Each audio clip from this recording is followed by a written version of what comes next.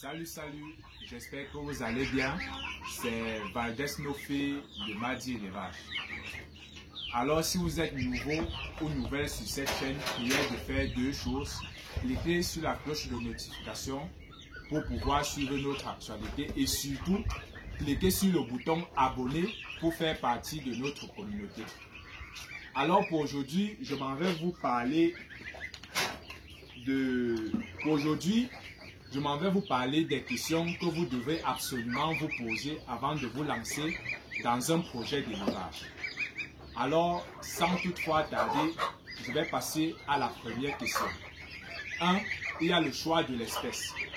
Qu'est-ce que vous voulez élever? Est-ce que ce sont des poules? Est-ce que ce sont des oies? Est-ce que ce sont des pintades? Est-ce que ce sont des canards? Est-ce que c'est le porc? Est-ce que ce sont les chèvres? Est-ce que ce sont les poissons, les lapins, etc. Tout dépend de vous.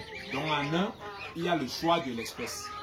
Une fois que vous avez choisi l'espèce, vous allez passer à la deuxième question qui est l'objectif.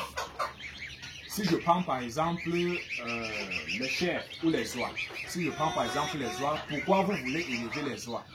Est-ce que c'est pour l'ornement? Est-ce que c'est pour la consommation? Par consommation, j'entends la viande et les œufs. Est-ce que c'est pour l'ornement, comme j'ai dit? Est-ce que c'est pour la consommation? Est-ce que c'est pour la reproduction? Pour un but de rentabilité, afin d'avoir une certaine rentabilité. Donc, il faut déjà avoir un objectif clair. Pour ceux qui veulent l'ornement, il y a des paramètres qui ne sont pas très importants parce que il y a des oies, il y a des sujets qui sont faits uniquement pour l'ornement. Donc, on ne va pas trop s'attarder là-dessus. Je vais parler ici du troisième objectif qui est celui de la reproduction. Afin d'avoir une certaine rentabilité, donc reproduire, vendre, avoir un bénéfice, tout ça, rendre votre activité rentable. Donc, pour ceux qui ont choisi cette rubrique-là, il y a une troisième question à vous poser, c'est où est-ce que vous allez trouver la meilleure race? Parce que ici, le choix de la race est très déterminant. Il y a des races que vous pouvez vous procurer certaines races pour vous donner toutes les conditions, le logement, le bon aliment, mais l'animal ne peut donner que son maximum, le peu qu'il peut donner, malgré toutes les conditions. Donc la race est très importante. Pour trouver la meilleure race, si ce sont les cochons d'Inde, il y a les cochons d'Inde de race locale, il y a les cochons d'Inde de race colombienne. Naturellement, les cochons d'Inde de race colombienne, c'est la meilleure race. Ça, c'est un exemple.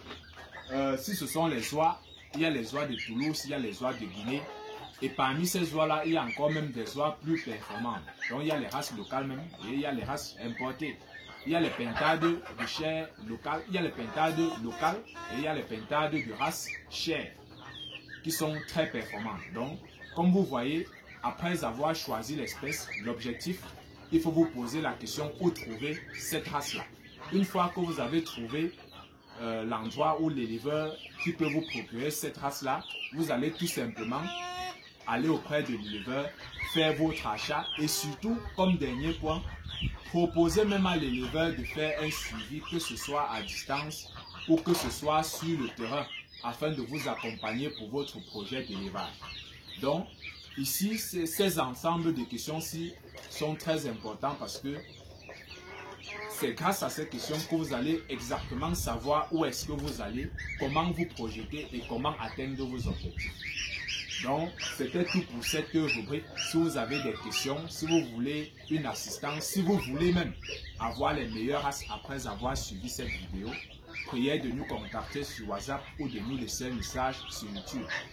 On va se dire à plus pour une prochaine vidéo.